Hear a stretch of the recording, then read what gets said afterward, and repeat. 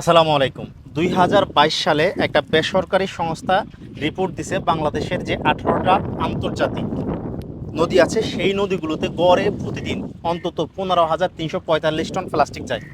আপনি দেখেন এই নদীটা কর্ণফুলী নদী, এটা একটা আন্তর্জাতিক নদী যেখানে বাণিজ্যিক জাহাজ আসে যায়, বাণিজ্যিকভাবে ব্যবহার করা হয়।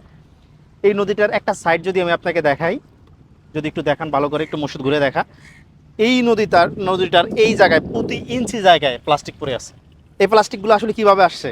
সবাইকে এখানে ঘুরতে এসে চা বিস্কিট খায়া কিংবা অন্যভাবে রেখে গেছে? আসলে বিষয়টা এরকম নয়।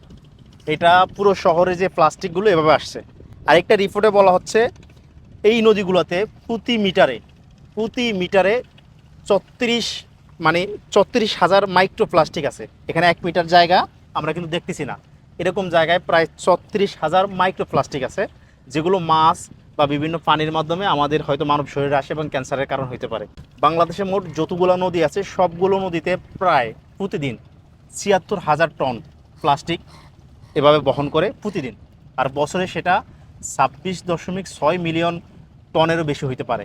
তো আপনি একটু দেখেন আমরা কত সভ্য জাতি। আপনি যদি পৃথিবীর উন্নত দেশগুলোতে যান যেখানে এরকম নদী আছে, সেই নদীর পানি তো পরিষ্কার থাকবেই, নদীও পরিষ্কার থাকবে। আপনি দেখেন এখানে ১ ইঞ্চি জায়গা আছে কিনা যেখানে প্লাস্টিক নেই। হরেক রকমের প্লাস্টিক, সেটা হোক কাগজ, চিপসের প্যাকেট, কিংবা আপনার এই যে ওয়ান টাইম গ্লাস, সব ধরনের প্লাস্টিক এখানে আছে। আমরা কতটা সভ্য জাতি এবং আমরা হচ্ছে যে বিপ্লব ঘটাই, আমরা মনে করি যে আমরা চাইলেই পৃথিবী দুনিয়া পাল্টে ফেলতে পারি, অথচ আমাদের স্বভাব যেটা সেই স্বভাবটি আমরা চেঞ্জ করতে পারি না। আমি যতটুকু যাচ্ছি আর যাব না, আমি যতটুকু যাচ্ছি পুরো জায়গায় আসলে প্লাস্টিকে ভরা। এটা কোনো সভ্য দেশের মানুষ করতে পারে কিনা? কীরকম আসলে আমাদের ব্যবস্থাপনা কীরকম, পুরো রাষ্ট্রের অবস্থা কীরকম যেই জায়গায় আমরা প্লাস্টিকগুলো আটকাইতে পারি না? সবগুলো প্লাস্টিক কিন্তু সবাই এখানে এসে চানাচুর মুড়ি, জালমুড়ি, বিস্কুট এগুলো খায়া মানে এই কাজগুলো করে যে এরকম না। বিষয়টা হচ্ছে এখানে এগুলো শহর থেকে আসে, পুরো শহর থেকে আসে। আর বাংলাদেশের প্রত্যেকটা নদী প্লাস্টিক বহন করে, একটা নদী নাই যেখানে এরকম হাজার হাজার প্লাস্টিক পাবেন না।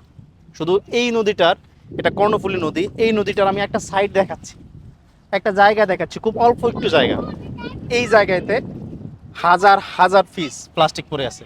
আমি যদি এটা পুরো নদীটা দেখাইতে চাই, চিন্তা করেন এটার তলদেশ যদি আমি যেতে চাই আর এটার যদি আরও পানি যায়, যে যদি আমার দেখানো সম্ভব হইতো তাহলে কত হাজার, কত কোটি প্লাস্টিক দেখানো সম্ভব হইতো। একটু আমি যদি ক্যামেরাটা আমি হাতে নিয়ে যদি একটু দেখাই কাছ থেকে, এই যে এগুলো হচ্ছে সব সব প্লাস্টিক। আমি আসলে ডুবে যাচ্ছি, সব প্লাস্টিক। লাশও বেশি আসে না? এই প্লাস্টিকগুলো কি তোমরা ফেলো? না। তোমরা কি নদীতে কোনো প্লাস্টিক ফেলাও? না। ফেলবা কখনো? তো এই হচ্ছে আমাদের অবস্থা দেশের। হ্যাঁ, এই হচ্ছে আমাদের অবস্থা। তো আশা করছি যারা এই ভিডিওটা দেখবেন সবাই শেয়ার করবেন এবং সবাই এতটুকু শপথ নেবেন যে কোনোভাবেই আমরা আমাদের প্লাস্টিকগুলো যত্রতত্র ফেলবো না, ড্রেনে ফেলবো না এবং নদীতে ফেলবো না। সবাই ভালো থাকবেন। আসসালামু আলাইকুম।